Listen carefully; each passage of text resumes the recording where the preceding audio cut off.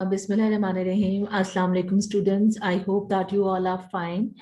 आज जो है मैं अपने स्टूडेंट्स के लिए जिस टॉपिक पर वीडियो लेकर आई हूँ वो है रीडिंग फॉर आइडियाज़। और इस पर मैं पहले भी बहुत सारी वीडियोस बना चुकी हूँ, लेकिन जो है वो फिर कुछ स्टूडेंट्स की थी कि हमें डिफरेंट पैसेजेस के साथ भी वांट टू प्रैक्टिस। तो आज जो है ये एक पुराना पैसेज है जो मैंने आपके लिए मॉडिफाई किया है रीडिंग फॉर आइडियाज़ के लिए। तो अगर आप मेरे चैनल पर न्यू हैं तो I request you to please subscribe my channel and share it with others, and please help me by giving me good comments and sharing this video to others. तो अगर हम बात करें रीडिंग फॉर आइडियाज की, तो reading for ideas जो है आपको पता है कि ये इंग्लिश कैम्ब्रिज का जो पेपर 2 है विच इज कॉल्ड रीडिंग पेपर, ये उसका पार्ट है जिसमें कि हमारे पास 2 कॉम्प्रीहेंशंस आती हैं। इसका जो कोड है वो 1123/2 है और कहीं कहीं ये 12 में भी आता है। ये दोनों कॉम्प्रीहेंशन जो होती हैं वो 25 मार्क्स की होती हैं। बट ये वाली जो कॉम्प्रीहेंशन आज हम करने जा रहे हैं which is called reading for ideas, it is different in a way कि यहाँ पर जो है हमारे पास वो नॉर्मल रूटीन वाले क्वेश्चन आंसर्स नहीं होते। We have only 2 questions. Question 1A part जो होता है उसमें हमने नोट्स बनाने होते हैं 12 मार्क्स के, जिसके लिए हमने इस पैसेज की जो इन्फॉर्मेशन है उसको यूज करना होता है। फिर दूसरा जो क्वेश्चन होता है उसमें हमने इन्हीं नोट्स को लेकर के समरी लिखनी होती है। आप इस वीडियो को आखिर तक देखें, you will get all guideline to make notes, to write summary and to find opinion. और जो लास्ट पार्ट है question number 2, that is finding 3 opinion. अच्छा, ये बात याद रखें कि ये जो पैसेज होता है ये एक नरेटिव पैसेज होता है। नरेटिव पैसेज का मतलब ये होता है कि इसमें आपको किसी पर्टिकुलर चीज के बारे में इंफॉर्मेशन दी जाती है।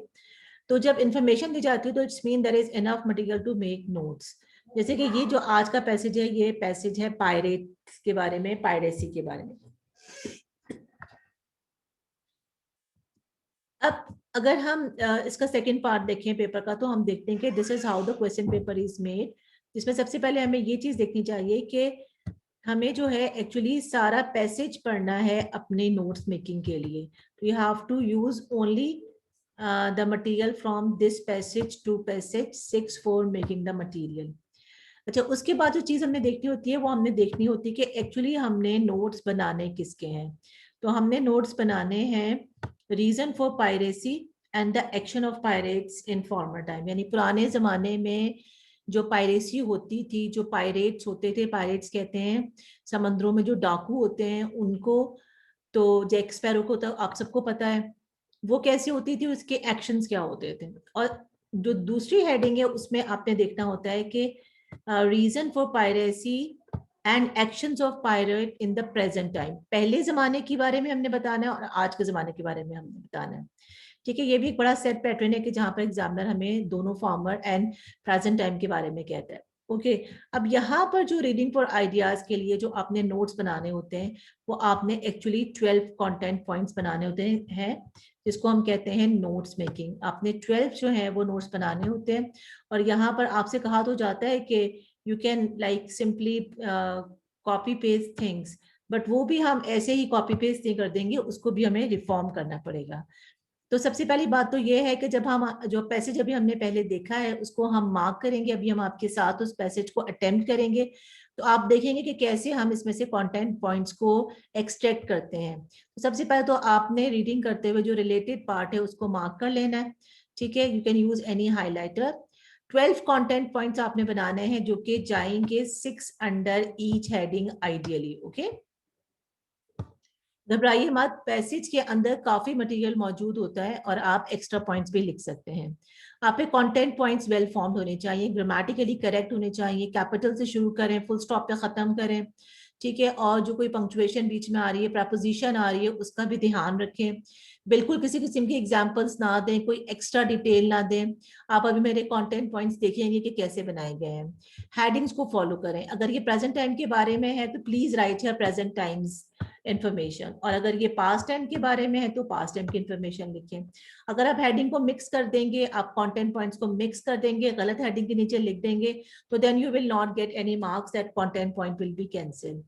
रेपिटेशन को अवॉइड करें। ऐसा ना हो कि आप एक ही बात को दो तरह से लिख दें। ये जब होता है कि जब हम एक लॉन्ग सेंटेंस को तोड़कर दो कंटेंट पॉइंट्स बनाने की कोशिश करते हैं, तो अमूमन हम इंफॉर्मेशन को रिपीट कर रहे होते हैं, तो प्लीज अवॉइड दिस थिंग। ठीक है, this is a very serious thing. Repeating a word, repeating information is really something very serious. और सबसे आखिर में आप ये देखें कि एक आध एक्स्ट्रा पॉइंट दे दें कि अगर आपका कोई कंटेंट पॉइंट गलत हो जाए तो वो एक्स्ट्रा पॉइंट जो है वो उसकी जगह पर ले लिया जाएगा। तो please you secure your marks, give some extra content point so that you can get good marks here. तो ये तो बात हो गई इसके फॉर्मेट की। अब हम देखते हैं कि कैसे हमने कंटेंट पॉइंट्स को बनाने होते हैं। अब ये मैंने पैसेज का फर्स्ट हाफ लिया हुआ है, ठीक है। तो अब आजकल जो पेपर की सेटिंग आ रही है उसमें ऐसे ही होता है कि जो बिगिनिंग पार्ट होता है वो फर्स्ट हेडिंग की का मटेरियल होता है, और जो बाकी पार्ट होता है पैसेज का वो दूसरी हेडिंग का मटेरियल होता है। थिंग्स आर नॉट मिक्स्ड, इसमें कंफ्यूज नहीं होना आपने, ठीक है। आप आराम से फर्स्ट हाफ को पढ़ें, उसमें से कंटेंट पॉइंट्स को मार्क करें। आप यहाँ पर देख रहे हैं कि मैंने हाईलाइट किया हुआ है, इन्हीं हाईलाइटेड पॉइंट्स को मैंने शेप करके रिफ्रेम करके कंटेंट पॉइंट्स बनाने हैं। आपके सामने one by one content points आ रहे हैं, यू कैन रीड इट। और आपको नजर आ रहा है कि जब मैंने कंटेंट पॉइंट बनाए हैं तो I'm not giving any extra detail. Captured people to sell as slaves. Demanded ransom, जो पैसे डिमांड करते थे। Plundered ships cargo, यानी कि कार्गो में जो भी सामान होता था उसको भी वो लूट लेते थे। Stole horses, horses भी चुरा लेते थे। Captured territory, considered it legitimate, legitimate consider करते थे कि ये समझते थे कि ये हमारे लिए जायज है कि they were poor people, so in order to earn for themselves they thought that it is legitimate. तो हमें लंबी कहानियां हमने नहीं देनी, यहाँ पर एक बहुत लंबा कंटेंट पॉइंट है, हमें लंबी कहानियां नहीं देनी। हमारे अंदर इतनी एबिलिटी होनी चाहिए कि हम उसमें से इंफॉर्मेशन को एक्सट्रैक्ट करके लिख सकें, ठीक है। प्राइवेटर्स रॉब्ड इन वॉर टाइम, प्राइवेटर्स जो है ये उन पायरेट्स को नाम दिया गया था जो कि सपोर्टेड होते थे गवर्नमेंट से, तो उनको जो है वॉर टाइम में अलाउ किया जाता था कि वो एनिमी जो शिप्स हैं उनको प्लांडर करें। तो आपको नजर आ रहा है कि ये जो कंटेंट पॉइंट्स हैं जो मैंने आपके सामने बनाए हुए हैं, इसमें मैंने एक एक्स्ट्रा कंटेंट पॉइंट भी दिया हुआ है, 6 देने थे, मैंने 7 दिए हैं। That could have been more. और अब जो रीसेंट पैराग्राफ्स आ रहे हैं उसमें इससे भी ज्यादा कंटेंट पॉइंट्स होते हैं, ठीक है। और दूसरी बात है कि आप देखें कि no example is given, no extra detail is given and nothing is repeated. कि मैंने पहले हाईलाइट किया है और हाईलाइट करके मैंने कोशिश की है कि मेरा हर कंटेंट पॉइंट एक बिल्कुल डिफरेंट और कंप्लीट इंफॉर्मेशन लिए हुए हो। जो नेक्स्ट इसका कंटेंट पॉइंट था वो था reason for piracy and action of pirate in present time. और ये है इस पैसेज का रिमेनिंग पार्ट जिसमें हाईलाइटेड है सारी इंफॉर्मेशन, और आपके सामने वन बाय वन इसके कंटेंट पॉइंट्स आ रहे हैं कि प्रेजेंट टाइम में पायरेट जो हैं उनके क्या एक्शन हैं और रीजंस क्या हैं पायरेसी की। आप दोबारा से देख सकते हैं कि the content points are well form. इस तरीके से आपने इस चीज की प्रैक्टिस करनी है कि आपके कंटेंट पॉइंट्स जो हैं वो एक तो बुलेट पॉइंट से सेपरेटेड हो, ठीक है। मैंने स्पेशली जैसे बुलेट पॉइंट नहीं दिए, यू कैन गिव नंबर्स, आपके बुलेट पॉइंट से सेपरेटेड हो कंटेंट पॉइंट्स। और नॉट ओनली दिस बल्कि आपके वेल फॉर्म्ड हो। एक और मैं आपको यहाँ पर की पॉइंट दूं कि आप जो है पैसिव वाइज भी, पैसिव वाइज अगर आप यूज करें तो you can form short content point, क्योंकि आपको पता है कि पैसिव वाइज हम हमेशा यूज करते हैं कि जब हम सिर्फ एक्शन को फोकस करना चाहते हैं। तो पैसिव जो है वो एक अच्छा आइडिया हो सकता है जिसमें आप पैसिवाइजेशन यूज करके आप चीजों को समराइज कर सकते हैं, ठीक है। तो अब कंटेंट पॉइंट के बाद हम आगे चलते हैं। नेक्स्ट जो पार्ट है इस क्वेश्चन 1 का वो है समरी राइटिंग। समरी राइटिंग के लिए आपके सामने इस तरह का फॉर्मेट होता है जिसमें कि आपसे कहा जाता है कि अब आपने समरी लिखनी है जिसमें कि आपकी एक्यूरेट यूज हो लैंग्वेज की और आपके अपने वर्ड्स हो। This is really very important, ठीक है। 10 वर्ड्स जो है वो आपको दिए होते हैं और इसी से आपने आगे समरी कंटिन्यू करनी होती है। 180 वर्ड्स की समरी आपने लिखनी है, ठीक है। और ये समरी जो है इसमें सबसे बड़ी कमाल की बात यह है कि ये आपके अपने वर्ड्स में मैक्सिमम होनी चाहिए और ये एक लगे कि आपकी अपनी क्रिएशन है। तो ओन वर्ड्स के लिए आप सिनोनिम्स यूज कर सकते हैं, बहुत सारे वर्ड्स को आप रिप्लेस कर सकते हैं विद योर ओन वर्ड्स, ठीक है। आपके पास इसका मतलब है कि वैरायटी ऑफ जो वर्ड्स हैं वो बहुत ज्यादा होने चाहिए, एम्पल वोकैबुलरी होनी चाहिए आपके पास। फिर दूसरी बात यह है कि चूंकि आपने इस पूरी समरी के अंदर एक लिंक क्रिएट करना है, चीजों को जोड़ना है, इंफॉर्मेशन को शॉर्ट करके लिखना है, तो आपको वैरायटी ऑफ सेंटेंसेस में लिखना पड़ेगा। यानी कि सिंपल सेंटेंसेस में तो आप लिख रहे हैं, अब आपको कंपाउंड और कॉम्प्लेक्स सेंटेंसेस में भी लाना पड़ेगा। कंपाउंड सेंटेंसेस और कॉम्प्लेक्स सेंटेंसेस के लिए आपको ऑर्डिनेटिंग एंड सब ऑर्डिनेटिंग कंजक्शंस यूज करते हैं। ठीक है, my videos are there on compound and complex sentences that you can watch.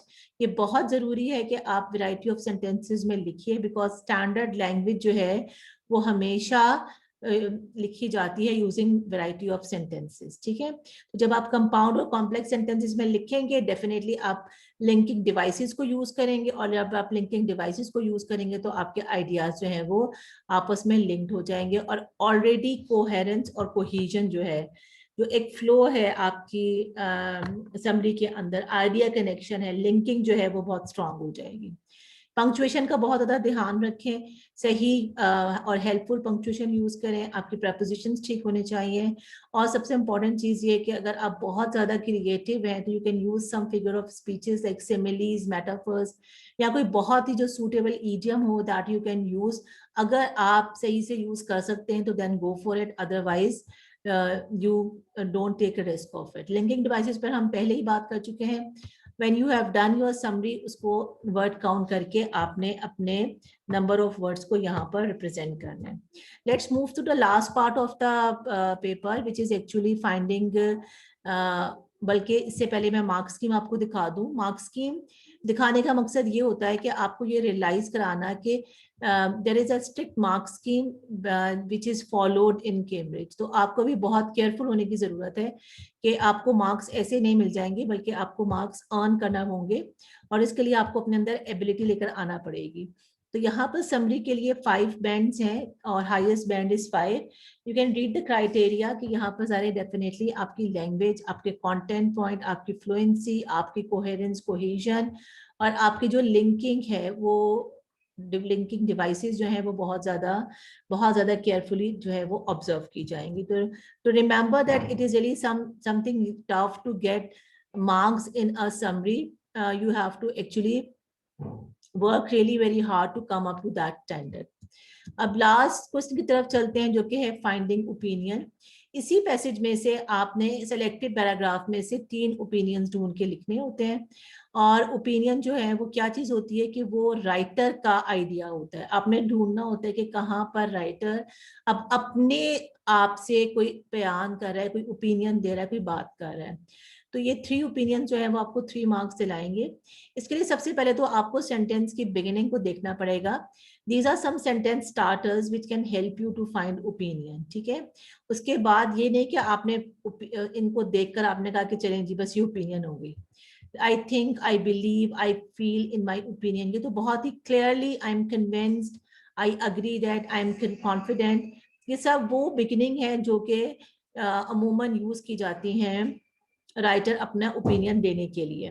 उसके बाद ट्रांजिशन के लिए obviously, clearly, for all these reasons, finally, in conclusion, further, ये सब वो वर्ड्स हैं, वर्ड्स ऑफ ट्रांजिशन जिनको हम कहते हैं, जो कि ओपिनियन के लिए यूज किए जाते हैं। उसके बाद ओपिनियन की जो क्लॉजेज हैं वो ये भी हो सकते हैं, आपके सामने आ रहे हैं, इंटीरियर, ओपोज, टेरेबल, मतलब use of these things will show that writer is giving his opinion.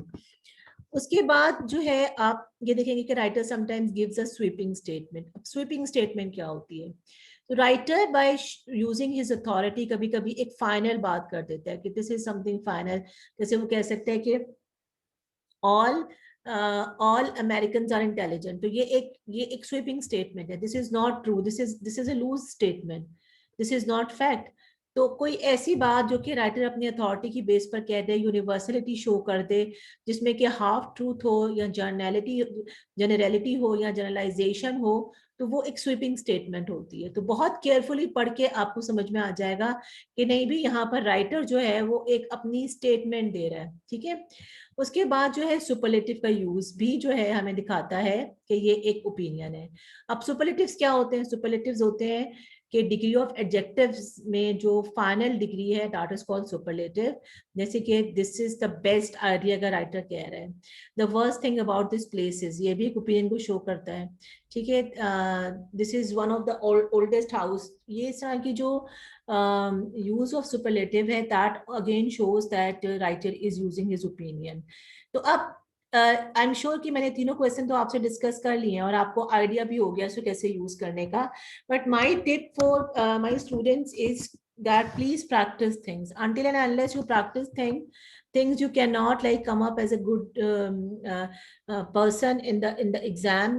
कोई भी सब्जेक्ट है उसके लिए आपको जरूर प्रैक्टिस करने की जरूरत पड़ती है। As far as English is concerned, ये एक ऐसा सब्जेक्ट है जिसमें कि जितनी ज्यादा आपकी रीडिंग होगी, जितनी ज्यादा आपकी प्रैक्टिस होगी, आप उतना अच्छा स्कोर करेंगे और आप अपने आप को कॉन्फिडेंट फील करेंगे और आप अपने आप को एक एक्सपर्ट फील करेंगे कि that you have good command on all these things.